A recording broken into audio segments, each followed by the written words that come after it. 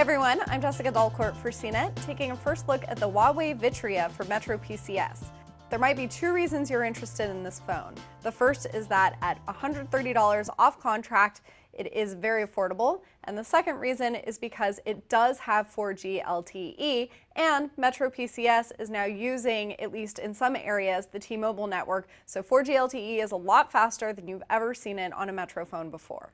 The specs themselves aren't terribly exciting, but it does all hang together to give you an Android experience. There is Android 4.1 Jelly Bean on this device. It has a 4-inch screen, colorful enough, rich enough, definitely it's not going to distract you. It is a little bit hard to read outdoors in direct sunlight, so find yourself a little bit of shade.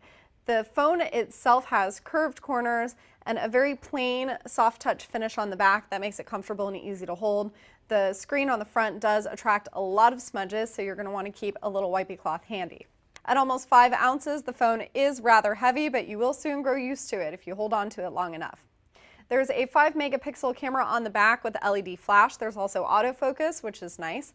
Photos were pretty good, and so was the 720p HD video. The audio pickup in video capture mode wasn't that great. I could hear myself a lot better than I could hear anybody else I was filming, so you'll want to get in close to your subject. On the front, you'll find a very basic VGA camera.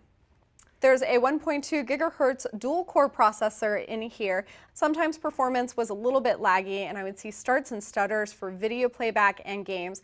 I did reboot the phone, and that made everything very smooth.